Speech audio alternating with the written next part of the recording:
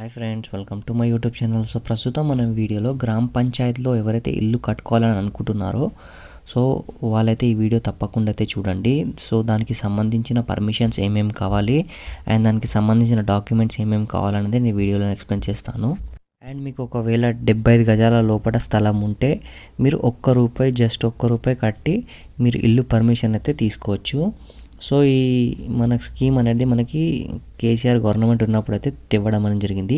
So ఇప్పుడు గిట్ట present అదే నడుస్తుంది కాబట్టి మనకి కొన్ని వెబ్సైట్లు అనేది మనకి కొద్దిగా చేంజ్ కావడం అని జరిగింది.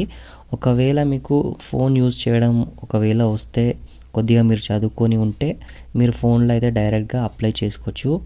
లేదంటే మీకు ఒకవేళ నాలెడ్జ్ లేదు, మాకు రాదు అంటే మీరు మీ ఈ సేవ దగ్గరికి వెళ్ళి మీరు అప్లై అయితే చేసుకోవచ్చు. సో మీ సేవ దగ్గర వెళ్తే ఏంటంటే కొద్దిగా అమౌంట్ అనేది మీకు ఛార్జెస్ అయితే పడుతుంది. సో 3,000 4,000 లాస్ట్ దాకా 5,000 గిట్టకి మీకు పడవచ్చు.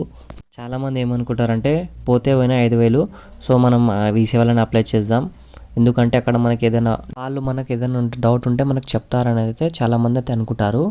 సో వాళ్ళు అనుకోవడంలో ఏం తప్పు లేదు, ఎందుకంటే ఎవరైనా అంత పెద్ద కన్స్ట్రక్షన్ చేసేటప్పుడు ఈ 5,000 గురించి వాళ్ళైతే ఆలోచించరు కాబట్టి వాళ్ళు ఆలోచించిన విధానం గిట్ట కరెక్టే. కాబట్టి మనం ఈ పర్మిషన్కి మనం కావాల్సిన డాక్యుమెంట్స్ ఏంటి అంటే మనకి ఫస్ట్ వచ్చేసి మనకి మ్యాపింగ్ అండి. మ్యాపింగ్ ఎవరు ఇస్తారంటే మనకి ఈ భూమి సర్వే చేస్తారు కదా, సో వాళ్ళకైతే మనం పట్టుకోవాలి. ఫస్ట్ వాళ్ళకి పట్టుకున్న తర్వాత మనకి ఈ సర్వే అనేది చేయించుకోవాలి. అంటే మనకు హద్దులు ఎన్ని ఉన్నాయి, దానికి సంబంధించిన మన స్థలం ఎంత ఉందనేది మనకు ఒక మ్యాపింగ్ అనేది చేసి ఇస్తారు వాళ్ళు. సో వాళ్ళు ఇచ్చిన తర్వాత ఆ సర్టిఫికేట్ తీసుకోవాలి మనం ఫస్ట్. సో దాని తర్వాత వాళ్ళు ఇంకొక ఫామ్ అనేది ఇస్తారు, అనెక్సర్ జీ ఫామ్ అనేది ఇస్తారు. సో అది గిట్ట తీసుకోవాలి, వాళ్ళే ఇస్తారు. కొద్దిగా ఫీజు అయితే తీసుకుంటారు. సో మీ స్థలం ఎంత పట్టి వాళ్ళైతే మన ఫీజు అయితే డిసైడ్ చేసి మనకి ఇంత అమౌంట్ పే చేసిన తర్వాత మనం ఆ ఫామ్స్ అయితే తీసుకోవాలి. ఏది మనకి మ్యాపింగ్ ఒకటి, అనెక్సర్ జీ ఫామ్ అనేది ఆయన ఇస్తారు కాబట్టి తీసుకోవాలి. అది తీసుకున్న తర్వాత మనం ఇంకా మన ఆధార్ కార్డ్ అయితే ఇంటి పర్మిషన్ ఎవరు తీసుకుంటున్నారో ఆయన ఆధార్ కార్డు కావాలి. అండ్ దానికి సంబంధించిన ఆ స్థలానికి సంబంధించిన డాక్యుమెంట్స్ గిట్ట కావాలి. అది తీసుకున్న తర్వాత మనం ఇంకొకటి ఏం చేయాలి అంటే మనకి ఒక 20 రూపాయల బాండ్ పేపర్ అనేది తీసుకోవాలి. అడ్వకేట్ దగ్గర దొరుకుతుంది ఈ బాండ్ పేపర్ అనేది. సో తీసుకున్న తర్వాత ఏం రాయాలంటే ఈ స్థలం మీకు ఎలా వచ్చింది, కొనుక్కున్నారా, లేమి ఎవరైనా మీకు గిఫ్ట్ ఇచ్చారా, లేమి ఒకవేళ మీ ఫాదర్ ఇచ్చారా, మీ మదర్ ఇచ్చారా అనేది మనకి ఆ మ్యాటర్ అనేది దాంట్లో రాయాలి.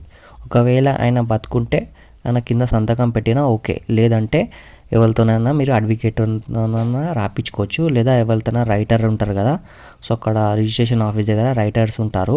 సో వాళ్ళతో గిట్ట మనకి ఈ బాండ్ పేపర్ అనేది రాపించుకోవచ్చు. రాపించుకున్న తర్వాత ఇవి 5 ఫామ్స్ ఉంటాయి కదా. సో ఫస్ట్ మ్యాపింగ్, సెకండ్ మనకి అనెక్సర్ జీ ఫామ్, థర్డ్ అనేది మనకి ఆధార్ కార్డు, ఫోర్త్ మనకి ఈ ఇంటి డాక్యుమెంట్స్, ఫిఫ్త్ అనేది మనకి ఈ బాండ్ పేపర్. ఇవి 5 తీసుకొని సెట్ మనం ఈ సేవలో అయితే మనకు సబ్మిట్ చేయాల్సి ఉంటుంది. సో సబ్మిట్ చేసిన తర్వాత ఇంకొక ఇది జిరాక్స్ గిట్ట చేయించుకోండి మీరు, ఎందుకంటే ఒక సెట్ మీ దగ్గర ఉంటుంది, ఒక సెట్ మనకి ఈ సేవలు తీసుకుంటారు మళ్ళీ ఇస్తారు. సో దాని తర్వాత ఇంకొక సెట్ అనేది మనకి పంచాయతీ సెక్రటరియట్లో అయితే వెళ్తుంది. కాబట్టి ఈ 3 మీరు సెట్లు అయితే తీసి పెట్టుకోండి. ఇది అప్లై చేసుకున్న తర్వాత మనకి ఈ సేవలకు వెళ్ళి ఒక స్లిప్ అయితే వస్తుంది. ఆ స్లిప్ తీసుకువెళ్ళి మీ గ్రామ పంచాయతీ ఆఫీస్ ఉంటుంది కదా, పంచాయతీ సెక్రటరీది. సో అక్కడ వెళ్ళి అయితే మేము ఇట్లా ఇల్లు కట్టుకోవాలనుకుంటున్నాం సార్, మేము ఆన్లైన్లో అప్లై చేసాము, ఇగోండి స్లిప్ అనేది మీరు అక్కడ సబ్మిట్ చేయాలి. సబ్మిట్ చేసిన తర్వాత ఆయన ఈ హద్దులు ఇవి అనెక్సర్ జీ ఫామ్ అనేది అన్నీ చెక్ చేసుకుంటాడు ఒకసారి. ఒకవేళ ఆయనకు డౌట్ ఉంటే మీరు ఎక్కడైతే ఇల్లు కట్టుకోవాలనుకుంటున్నారో అక్కడ వచ్చి చెక్ చేస్తాడు. లేదంటే ఒకవేళ మీ ఇల్లు స్థలం తక్కువ ఉందనుకోండి ఆయన ఓకే చేసేస్తాడు. లేదంటే ఎక్కువ ఉంటే ఆయనకు ఒకవేళ డౌట్ ఉంటే వచ్చి చెక్ చేయడం అని జరుగుతుంది. చెక్ చేసిన తర్వాత ఆయన అయితే అక్కడికి వెళ్ళి మళ్ళీ సిస్టంలోకి వెళ్ళి ఓకే చేయాల్సి ఉంటుంది. అక్కడ ఓకే చేసిన తర్వాత మళ్ళీ మీరు ఈ సేవకి వెళ్ళాలి. ఎందుకు వెళ్ళాలి అంటే మనకి ఈ చాలాన్ అమౌంట్ కట్టడానికి అయితే వెళ్ళాలి. ఆ చాలాన్ అమౌంట్ కట్ చేసిన తర్వాత మళ్ళీ ఆ మెసేజ్ అనేది మళ్ళీ మనకి పంచాయతీ సెక్రటరీ దగ్గరే వెళ్తుంది. వెళ్ళిన తర్వాత ఆయన ఓకే చేయడం అని జరుగుతుంది. ఓకే చేసిన తర్వాత ఆయన మనకి ఇంటి పర్మిషన్ సర్టిఫికేట్ ఇవ్వడం అనేది జరుగుతుంది.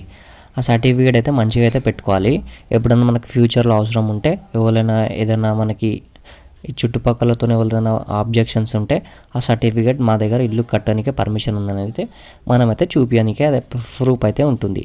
సో అది తీసుకున్న తర్వాత మళ్ళీ మీరు తర్వాత ఒక 1 మంత్ తర్వాత మళ్ళీ మీరు వీసాకి వెళ్ళాలి. ఒకవేళ మీకు 1 మంత్లో ఇల్లు కన్స్ట్రక్షన్ అయిపోతే వెళ్ళొచ్చు. లేదా దాని తర్వాత మళ్ళీ మీకు ఒక 3 మంత్స్ తర్వాత మళ్ళీ ఈ సేవకి వెళ్ళి మళ్ళీ అదే ఏదైతే పర్మిషన్ నెంబర్ ఉందో సో దానిపైన అయితే మీరు అసెస్మెంట్ గిట్ట మనం అప్లై చేసుకోవాల్సి ఉంటుంది. అంటే ఏంటి అంటే ఈ అసెస్మెంట్ అంటే మనకి ఇంటి నెంబర్ ఇస్తుంది. సో ఈ ఇంటి నెంబర్ గిట్ట మనకి ఇంటి నెంబర్ ఉంటే మనకి మన రికార్డ్ అనేది ప్రభుత్వం జాబితాలో మనకి వచ్చిందని మనం అనుకోవాలి. ఇవి వస్తే మనకి మొత్తం క్లియర్ అయితే ఉంటుంది. ఇవి ఉంటే మనకి ఎలక్ట్రిసిటీ అండ్ మనకి వాటర్ అండ్ మనకి ఇంటి నంబరు అండ్ దాంతోపాటు మనం ప్రతి సంవత్సరం ఈ ప్రాపర్టీ ట్యాక్స్ అయితే కట్టాల్సి ఉంటుంది. సో దానికి సంబంధించిన ఈ అసెస్మెంట్ నంబర్ అనేది మనకి రావడం అనేది జరుగుతుంది. సో దాంతోపాటు మనకి ఇది చాలా అయితే యూస్ఫుల్ అయితే అవుతుంది. దాంతోపాటు మనకి ఒకవేళ మనకి బ్యాంకులకు వెళ్ళి లోన్ కావాలన్నా మనం అప్లై చేసుకోవచ్చు. ఒకవేళ మనకి అసెస్మెంట్ నెంబర్ లేకుంటే మనకి బ్యాంక్ లోన్ అయితే ఇవ్వద్ది అండ్ ఏ పర్మిషన్స్ గిట్ట మనకి రావు. సో అంతే ఫ్రెండ్, ఈ వీడియో ఏమైనా డౌట్ ఉంటే కింద మీకు కామెంట్లు అడగండి, నేను రిప్లై ఇస్తాను. సో వీడియో బాగుంటే తప్పకుండా లైక్, షేర్ అండ్ సబ్స్క్రైబ్ చేసుకోండి. నెక్స్ట్ వీడియోలో మళ్ళీ కలుద్దాం. జై Hind. Thank you for watching this video.